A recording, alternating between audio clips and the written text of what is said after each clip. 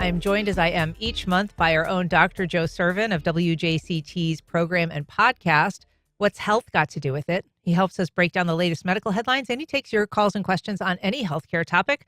Welcome, Dr. Joe. Hey, it's so good to be here with you, Ann. February, I feel like I was just here a few weeks ago. I know, and I outed you this morning when I was talking to Stephen Ponson about your habit of bringing us muffins in the morning. So some habits I just can't get rid of. Right? Well, we love it. So the newsroom is very happy. I want to start talking about this measles outbreak because it's something that has been in the news, but also some additional news yesterday, in particular because a Southwest Florida college, Ave Maria University, has now had 3 or 4 students hospitalized with measles. What does this tell us about the state of measles in Florida? I also mentioned this ICE detention center facility that has children in it now under quarantine in Texas because of measles cases there. What do we know about what's happening big picture?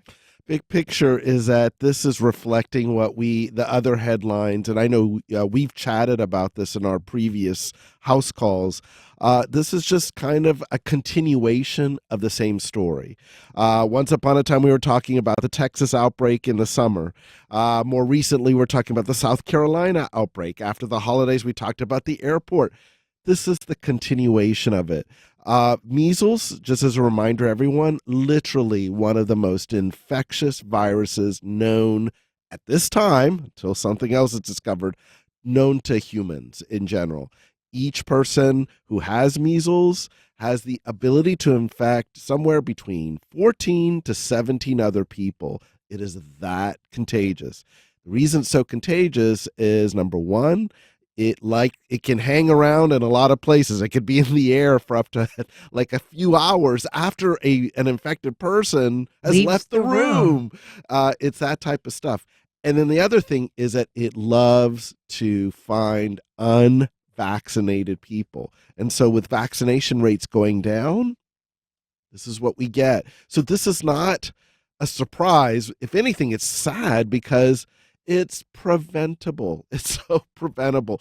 If you get vaccinated, you're protected. That's the most important thing to know about it. And the last thing I'll say on the thing about measles is that it's not just measles. Measles has a lot of complications that we can't predict in people. For many, it works out fine. But for some, it can be very, very bad. That's why you're talking about hospitalizations. People who've gone through measles will tell you it is no fun walk in the park. So in terms of infections and what we know locally, we've only heard here locally about a couple of cases in Duval County, 2 children, a case in St. Johns County. As far as we know, it doesn't go beyond that. But I want to ask you, because how we learned about the cases in Duval County was because Channel 4 got a tip that there had been a couple of pediatric cases at a local hospital. It was not reported by the Department of Health until they were specifically asked about it. What is the deal there? That does not help anybody. The whole point, especially in a situation with measles, something that infectious, is surveillance. Surveillance is for the purpose of letting people know, because then you can action on that. That should not be the way this is managed. Do we have any understanding as to why the local health department would not have released that information? I do not know why that would be the case. This is one of those things that schools need to know, hospitals need to know. There's immunocompromised people out there. This is the type of thing that can hurt folks. So no, I don't know what the reasons are, and I don't know any of that part, but I will just say that letting people know is important because that's how we can action on stuff. This is why we're talking about it, so people can get vaccinated or do what they need to do or cover up in order to make sure that they're safe. So measles was declared eradicated, eliminated 25 years ago or so. Can the U.S. still say that it has been eradicated at this point? It's coming close to losing it. The determination by that is by the World Health Organization. And even if we're not a member, they will still make a determination on that. It is set to be looked at, to my understanding, in April of this year. So that is when April 2026 is when they will make that determination. Just to give you a heads up, some other very friendly countries to the U.S., very developed, have just lost their status of eradication. That includes our neighbor to the north, Canada, but also other places like the United Kingdom, Australia, Austria, Spain. They all lost it just recently. In fact, at the end of January, the World Health Organization announced that those countries had lost it. There's a lot of travel between U.S. and some of those places, and that just may be an indication of where we're headed in April. When we're talking about this, and I know I talk about it on our show as well, it just tells me this is not a good sign. But April at that time we'll know. And if they lose it, what it means is that it's no longer random and like a one-off deal, but rather it's freely spreading through the community. We're talking to Dr. Joe Sirven. He is a neurologist. He is with us every month for a monthly house call. He takes your questions on any healthcare topic, and you are welcome to join the conversation. You can give us a call at 904-549-2937. You can go to firstcoastconnect.org to find all the ways to connect with us. And we do have some questions coming in on email and social. First one from Michael emailing, what does Dr. Joe advise for 70-somethings regarding measles vaccination? So if you have had the standard two-shot dose of vaccine, you should be in good shape. The only time that I would worry in a situation is if, let's say you're immunocompromised. Let's say you're on some type of medication. That is the moment that you could talk to your doctor, and if they feel that they need to, they can recheck a titer. I actually did that for myself because as a healthcare worker, I had a curiosity, and I was like, what about all this? And lo and behold, my titer ended up being low, and I ended up having to get a booster shot. Well, I've understood, we talked, I think, briefly on this program about the fact that some cohort of people born between like 65 and 68 or something like that they were given a dead virus and not a live virus. Correct. And should think about getting re-immunized. And that's why you should be talking, that's why you have to look at do you have vaccine records? Is there recollection? Are you going to be exposed? If you're in a risk factor, older adult, pregnant woman, someone who is sick currently with some type of immune condition, those are good reasons to talk to your doctor to see whether they need to recheck it, just to be safe in this regard. This is one of those you do want to chat about. Emily on Facebook, if there's already a few officially recorded cases in our counties, should we assume that it's already in the dozens or hundreds by now, since so many might not see the doctor right away, quarantine? Certainly, we don't know if everybody is reporting this illness. Emily is absolutely on the money on that. Normally this is like, tips of icebergs. You would get this type of data if we were looking, let's say, at wastewater or something along those lines, like they do in COVID, where they can detect whether it's like, even though we don't know the numbers, sometimes by tracking pieces of virus in wastewater, you can do that. I don't know if they do that in measles. I don't think they do. So my sense is I suspect that there's more cases than just the ones that we are seeing, hearing in the news, if you will. She had a follow-up. Is there any accountability to anyone to ask to hold responsible for the lack of communication and transparency from the health department? That is out of the medical world. That's a great question. I don't know the answer to that. All right. We've got a call from John on the South Side. Good morning, John. Go ahead. Hi, good morning. Thank you for the discussion. Obviously, there's a lot of focus on the need for vaccinations and to discourage people from being uncertain about the need to vaccinate their children. But also regarding public policy, over the last number of years, we've had a large influx of people coming across the border. What's the policy regarding those people, potentially from third world countries, developing nations where they don't have these sorts of vaccinations? What's the policy for preventing people from those countries entering that might spread measles and various other diseases? Thank you. Dr. Joe? Yeah, it's an interesting question. So the policy is going to be, there's not a blanket necessarily policy on some of this. In other words, it's going to depend on who's coming in. If it's a kid and they're enrolling in the school, then those mandates, when you enroll in a certain age, that's what's going to take impact, and that's how you'll know that person got vaccinated.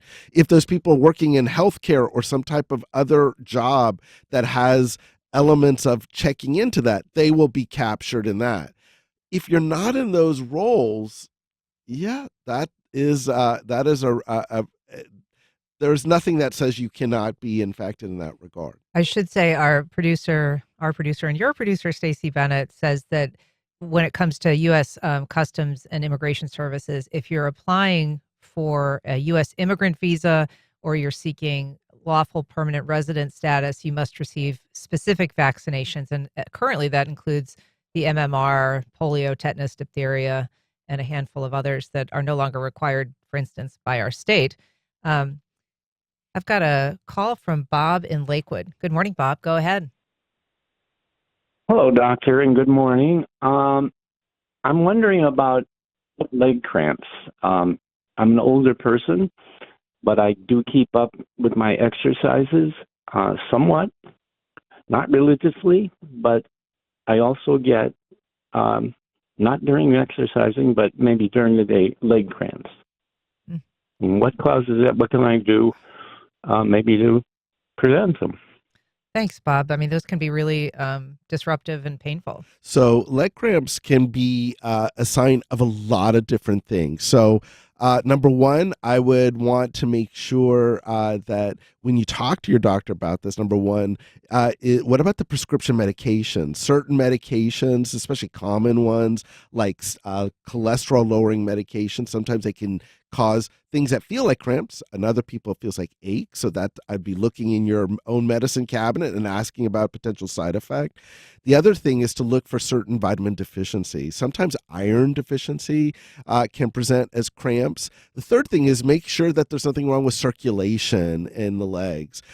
So in other words, there's several items here that could produce something like cramps, whether they occur just at night versus whether they occur only during the day. Those are the questions that kind of your primary care or other doctor could help you with. But there's a lot of different possibilities. It's a common symptom. That's why checking out all these different possibilities may help to kind of make it work for you so you can get some relief from that. I hope you feel better with it. I hear sort of like the colloquial answer there is like hydrate, eat a banana, right? I mean, is there anything that you could try before taking it to the doctor level? I think this is one of those things, if it's so persistent, and I don't know all the story, this is just one of those things that I would err on the side of... I'd be very conservative because you just don't know. Okay. I want to talk about the WHO because you alluded to that when we were talking about measles spread. The Trump administration is now fulfilling a promise that they made on day one with an executive order that the U.S. is pulling out of the World Health Organization. This is an agency that does a lot of things, but one of them is disease tracking, particularly when it comes to flu. What are the public policy, public health concerns about not being part of the WHO? What are the implications? Well, actually, it's a pretty big implication. So what we get from the World Health Organization with regards to flu surveillance is that typically, if you follow the typical flu season over a given year, the U.S. And North America is a lagging country compared to others. In other words, the flu season starts in places like South America, Europe, Australia. And so what you see going on in the southern hemisphere of the globe, that tends to predict the flu strains that are going to come to the north portion of the globe.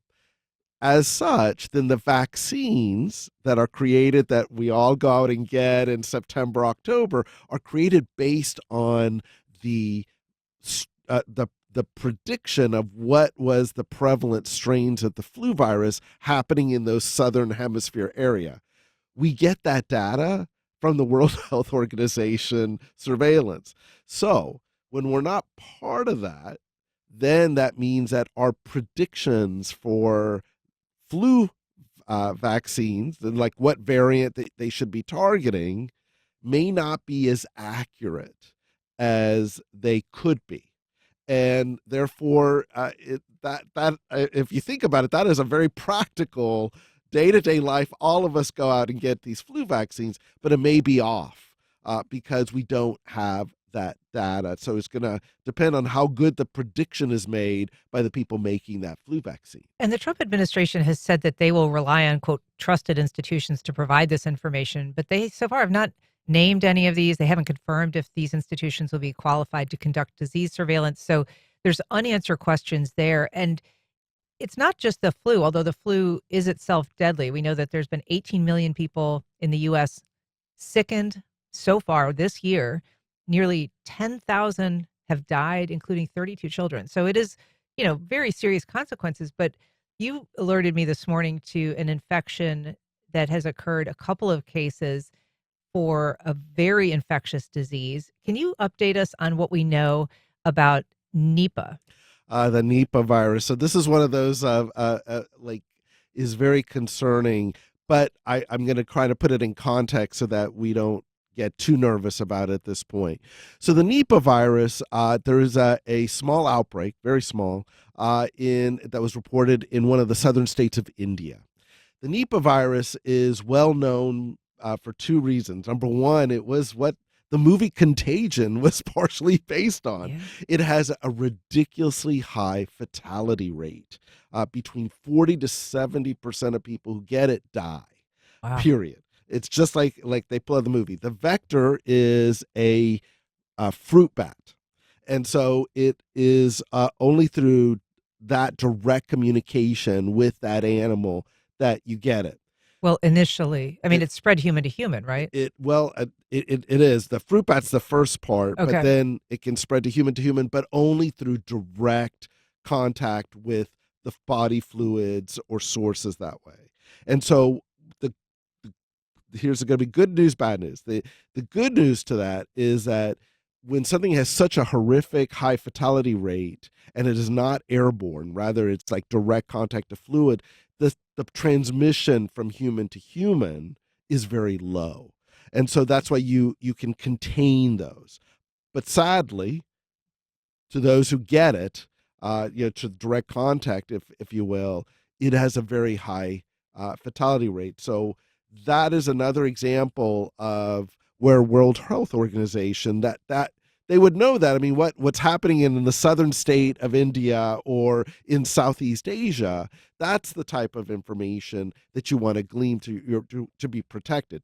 There is no immunity for that. There's no vaccine, but we should know that this is happening because people travel. So tell us, if we're not part of the WHO, we're hearing about this anyway, this Nipah virus, small level outbreak in India. Right. So we know about it as individuals. Right. What is it that the WHO would provide if we were going to remain a member that we should care about? I think a few things. It starts making policy about travel, about what protective elements there are, isolating the bug, if you will, so that people can do, like, let's say that we were on the verge of something horrible, pandemic, so people can kind of isolate, sequence the whatever the bug is. So the research element. And also begin work on how to put an end to it. What's the best approach? What's the best advice? Is it airborne? Is it not? All of those elements. So generally, researchers are working together through that global organization, and we won't have access to that information. We will not. Now, there are some good news that there's always a little bit of hope in some of these things. Interestingly enough, although a country can be a member of the World Health Organization, technically, individual U.S. states can actually listen in and represent themselves at the World Health Organization. And interestingly, California has done exactly that. They join the calls as just the state of California. They're not recognized. They don't get all that element, but they're at least listening. And so I put that in a sense of hope is that some states could actually choose to do that individually and still get some of the information. We're talking to Dr. Joe Sirven about medical headlines. We're also taking your calls and questions on any healthcare topic. If you have a question and you want to reach the doctor, you can call us on air at 904-549-2937, or you can go to firstcoastconnect.org to find all of the other ways to connect with us. One other related matter, this has to do with in-country tracking of disease. The CDC, which has traditionally provided very transparent databases about dozens of diseases that are of concern and that are contagious. This new report has found that they've stopped updating these data sets. Some of them haven't been updated since April, and it is now becoming an issue for people who are trying to monitor disease. Very often, healthcare providers rely on this information to make recommendations to their patients. This is another one of those troubling items, and just tells us that the CDC is in trouble, if anything. We use the CDC for a lot of different purposes, from everything from acute infections that we've just been talking about to chronic disease monitoring. And not having that data, it's just you're flying blind, especially in a data-driven society that we live in now, where are the numbers, where are the patients, where are the issues, where should you direct resources? It just puts us in a blind spot. I don't know why those data sources are not being provided, but at the end of the day, it doesn't help us. Dr. Jeanne Marazzo, who's the former director of the National Institute of Allergy and Infectious Diseases, she was fired in the fall, but she labeled this a profound disregard for human life. Basically, half of CDC databases no longer updated. They found in this report that 38 of 82 databases that previously had been updated at least monthly have no new entries at all in the last 6 months. Yeah, so this is I can't disagree enough. I mean, again, we live in a very data-driven system. In order to know where to put resources, where to put people, what to put focus on, you have to have the information. If you're not, you're flying blind. So the CDC is also somewhat out of step on the vaccine schedules, and I just want to touch on that too, because the American Academy of Pediatrics is now not recommending what the CDC is recommending. They're making their own set of recommendations when it comes to what shots children should get. So the American Academy of Pediatrics went to literally the same vaccine schedule before they made the current change by the ACIP and the Department of Health and Human Services.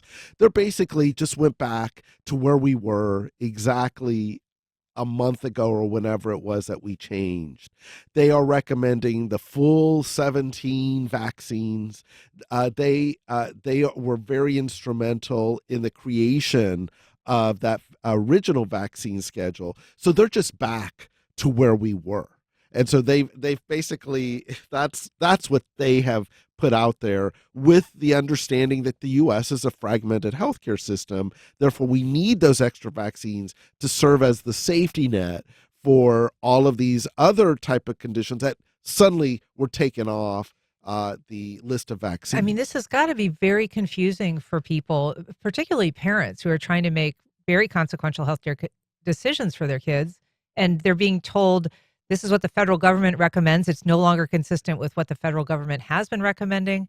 It's not clear that they are tracking the data that might help the CDC make its decisions and recommendations. And parents are now being told, to decide. So this has been one of the biggest true effects of all of this, has been just confusion and a bit of chaos. What we do know is that parents are asking their pediatricians, what should we do? Most of them, interestingly, are following the American Academy of Pediatrics recommendations, as are most pediatricians, per reports that I'm reading in the press, such as in the Washington Post, stating that they are going down that road. And that's what I hear from colleagues too, that there's not been this sense of just following what's being put out there, but more still holding on to the more traditional vaccine schedules that have been put out there. All right. I want to move on to some other health headlines, not related to necessarily the federal government or any databases. Psychiatric disorders. Yeah. This is a really interesting new study that found, that perhaps these 14 common psychiatric disorders are not as disparate as people thought, and that perhaps they should be put into just 5 buckets that are less varied and perhaps more related than we previously thought. I love this study because basically what it showed that when they looked at the genetics of people who have certain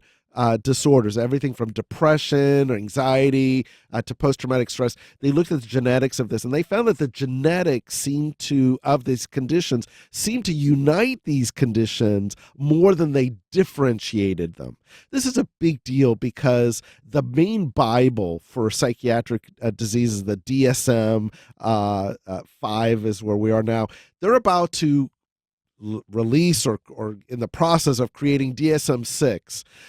That is the standard code of like what are the diagnoses in psychiatry. So what this does is it tells us that you don't have because of the way that we currently do it, people end up with 5 or 6 diagnoses that I have ADHD, I have anxiety, I have XYZ, and people walk out demoralized of like, geez, I have all these conditions.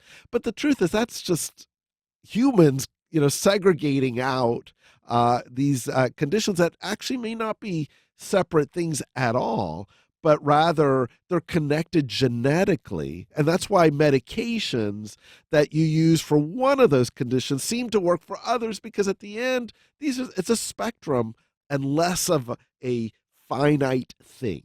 I thought there was a fascinating metaphor that one of the researchers used that said, if you go to a doctor with a runny nose, a cough, and a sore throat, you're not diagnosed with a runny nose disorder, Right, a cough right. disorder, and a sore throat disorder, and you're not prescribed 3 separate pills. Exactly. So this is a study that basically says some of these things, if you are grouping things into substance use disorders or neurodevelopmental conditions like autism and ADHD or compulsive conditions, that you can kind of group and perhaps better treat some of these ailments. I think that is really where we're going to, because what we're going to find, like they found that bipolar and schizophrenia, that there are more commonalities. It's just that they present in slightly different ways. But that's huge for treatment, because at the end it may mean that there's more targeted treatments that kind of scatter across this and less labeling, because labeling seems to lead to stigma.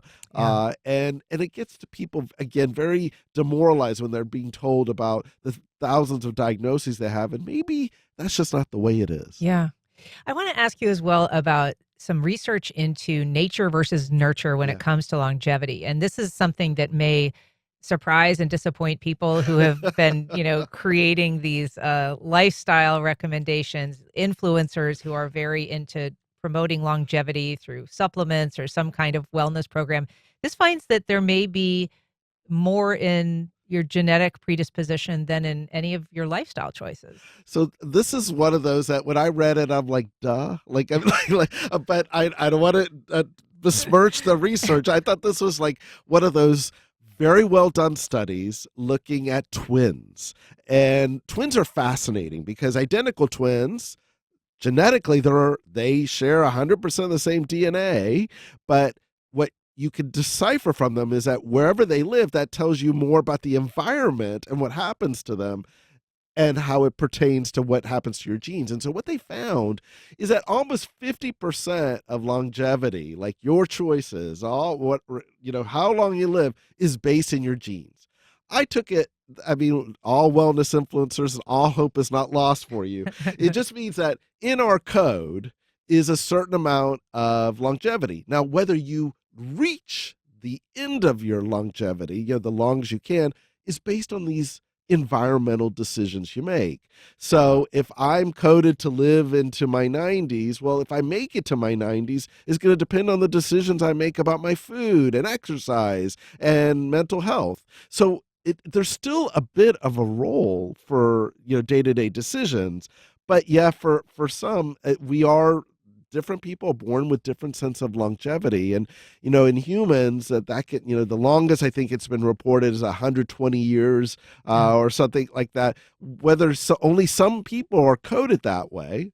And whether you arrive there, it's going to depend a lot on those decisions. So yes, your decisions and choices, and yes, my poor decision to bring muffins to the station this morning, they do factor in. They do but factor in. Not as much. I mean, what's interesting is that this study, says, as you say, that the genetic contribution to how long we live can be as high as 55%. Yeah. Previous estimates were about 6 to 33%. And so the people who were promoting, lifestyle changes, and surely they still will, had a much greater argument for how long you live may depend as much as 80% on the choices that you're making. And I never kind of the thing is that I always had the sense that this is going to be a 50% situation. That's why I said when I looked at the numbers, it was not surprising to me as I looked at it.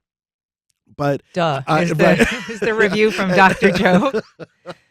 I want to touch briefly on this cancer death for young people.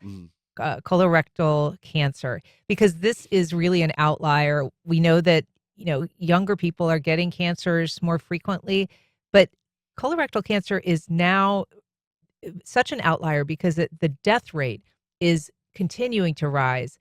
Whereas in other cancers, even if they're becoming more common among young people, aren't being fatal cancers. But colorectal cancer is seeing death rates since 2005 climb by 1% every year, which is just an astonishing number. Yeah, this is one of those items that tells us that we need to find a better way to do detection and screening in this.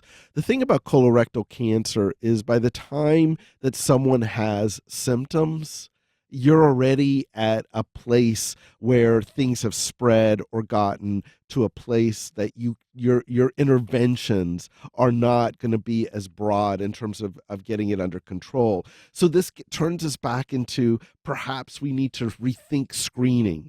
The other thing is the environmental level of this. How much, another piece of headlines, how much does alcohol intake play into this, or other decisions that one makes environmentally? Those dietary. Absolutely.